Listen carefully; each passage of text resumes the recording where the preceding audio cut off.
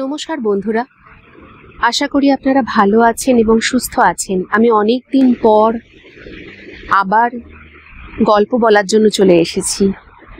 মাঝখানে অনেক বিরতি হয়ে গেছে, আমাকে ক্ষমা করে দেবেন।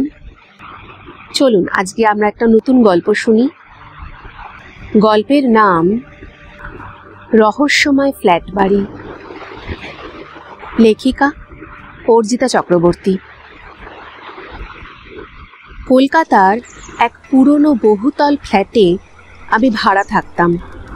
শহরের ব্যস্ততা থেকে একটু দূরে হলেও যোগাযোগ ব্যবস্থাটা ভালো হওয়ায় জায়গাটা আমার বেশ সুবিধাজনক লেগেছিল। প্রথম কিছুদিন সব কিছু স্বাভাবিক মনে হয়েছিল। দিনে প্রতিবেশীদের হাসি, আড্ডা, বাচ্চাদের খেলা, গাড়ির হর্ন, সব মিলিয়ে একদম সাধারণ ফ্ল্যাট বাড়ি। কিন্তু রাত নামলেই সেই পরিচিতি পরিবেশটা অদ্ভুতভাবে বদলে যেতে শুরু করলো। প্রথম ঘটনাটা ঘটেছিল এক বুধবার রাতে। সময় তখন প্রায় 2:30। আমি ঘুম থেকে হঠাৎ চমকে উঠলাম। নিস্তব্ধতার ভেতর ভেসে আসছিল একটা অদ্ভুত শব্দ। মনে হচ্ছিল কেউ যেন ওপরে হাঁটছে। আমি অবাক হলাম, কারণ ওপরের ফ্ল্যাটটা ফাঁকা। আগে থেকেই জানতাম সেখানে বহুদিন ধরে কেউ ভাড়া থাকেনি। তবুও সেই ভারী পায়ের শব্দ ক্রমশ জোরে জোরে বাজছিল আমার ঠিক মাথার ওপর। আমি নিজেকে বোঝাতে চেষ্টা করলাম, হয়তো বাইরের কেউ হেঁটে যাচ্ছে কিংবা কল্পনা করছি। কিন্তু শব্দটা এতটা স্পষ্ট ছিল যে ভুল হওয়ার কোনো সুযোগই ছিল না।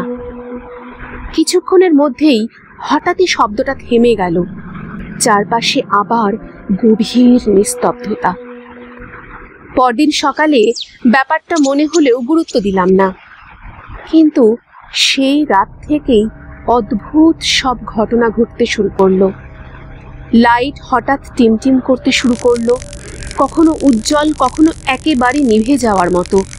ফ্যান অস্বাভাবিক গতিতে ঘুরছে, আবার হঠাৎ থেমে যাচ্ছে। মনে হচ্ছিল বিদ্যুতের ভোল্টেজ নিয়ে কেউ যেন খেলছে। এক সময় মনে হলো শুধু বিদ্যুৎ নয়, গোটা ফ্ল্যাটটাই যেন কোনো অদৃশ্য শক্তির নিয়ন্ত্রণে চলে গেছে। সবচেয়ে ভয়ঙ্কর ঘটেছিল এক শুক্রবার রাতে। তখন রাত প্রায় 12টা। হঠাৎ রান্নাঘরের দিক থেকে অদ্ভুত শব্দ পেলাম। ভয়ে বুক ধকধক করতে লাগলো। সাবধানে এগিয়ে গিয়ে দেখি লিফট নিজে থেকেই চালু হয়ে গেছে। খালি লিফট ওপরে উঠছে, আবার নিচে নেমে আসছে। দরজা খুলছে, বন্ধ হচ্ছে, অথচ বোতাম তো কেউ চাপেনি। আমি দাঁড়িয়ে দেখছিলাম। ঠান্ডা ঘাম গড়িয়ে পড়ছিল আমার কপাল বেয়ে। এরপর যা ঘটল তা আজও ভুলতে পারিনি। জানলার পর্দা হালকা নড়ছিল। চোখ পড়তেই ভেতরটা হঠাৎ জমে গেল। পর্দার ফাঁক দিয়ে দেখলাম বাইরের অন্ধকারে একটা অদ্ভুত ছায়া দাঁড়িয়ে আছে। মানুষের মতো হলেও পুরোপুরি মানুষ নয়। অবয়বটা লম্বা, মাথা নিচু, শরীর অস্পষ্ট কালো ধোঁয়ায় মোড়া। সবচেয়ে ভয়ঙ্কর ছিল তার চোখ। ওগুলো শূন্য গহ্বরের মতো। কোনো আলো নেই, শুধু গভীর অন্ধকার। আর সেই শূন্য চোখ দুটি সোজা আমার দিকে তাকিয়ে রয়েছে। আমি স্থির হয়ে গেলাম, নড়ার শক্তি হারালাম। মনে হচ্ছিল শরীরের সব রক্ত জমে গেছে। কিছুক্ষণ সেই ছায়া স্থিরভাবে তাকিয়ে রইল।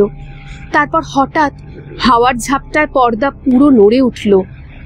আর যখন আবার তাকালাম, অবয়বটা নেই। কিন্তু আতঙ্ক তখনও কাটেনি। হঠাৎ ওপরের দিক থেকে প্রচণ্ড শব্দ হলো। মনে হলো ভারী কিছু একটা মেঝেতে পড়লো। আমি ভয়ে দরজা খোলার সাহস পেলাম না। ঘরের কোণে বসে সারাটা রাত কাটিয়ে দিলাম। পরদিন সকালে কেয়ারটেকারের কাছে সব বললাম। তিনি একটু অস্বস্তি নিয়ে বললেন, ওই ফ্ল্যাট নিয়ে বেশি মাথা ঘামাবেন না দিদি, ওটা অনেক দিন ধরেই ফাঁকা। আমি জিজ্ঞেস করলাম, কিন্তু আমি তো পায়ের শব্দ, ছায়া সব দেখেছি।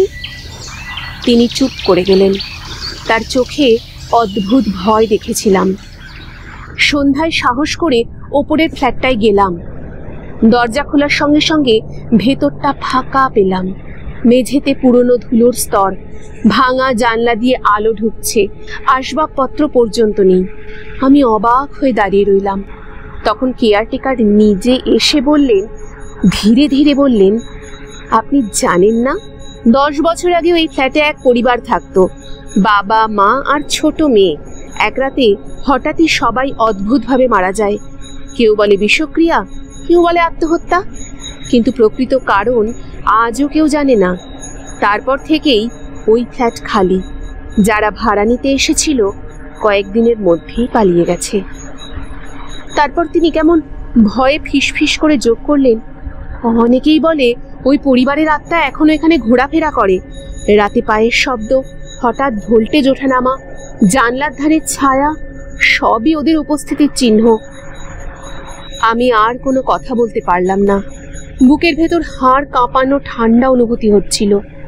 যে ছায়াটাকে আমি দেখেছি তা যদি সত্যি সেই পরিবারের কারোর আত্মা হয়, নাকি সম্পূর্ণ অন্য কিছু, একটা অদ্ভুত অন্ধকার শক্তি।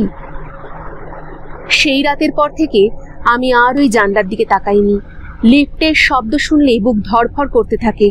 আর যখন মাঝরাতে ওপরে পায়ের শব্দ ভেসে আসে, আমি বিছানার চাদর মাথায় টেনে নিয়ে প্রার্থনা করি যেন ওরা আমার ঘরে না ঢোকে। কলকাতার ওই পুরনো ফ্ল্যাটে আজও ভাড়াটে বদলায় বারবার, কিন্তু একটা জিনিস কখনো বদলায় না, রাতের অদ্ভুত শব্দ, হঠাৎ টিমটিমে আলো, আর জানলার ওপারে দাঁড়ানো সেই শূন্য চোখওয়ালা ছায়া। বন্ধুরা, এই গল্পটা যদি আপনাদের ভালো লেগে থাকে তাহলে অবশ্যই একটা লাইক করে দেবেন।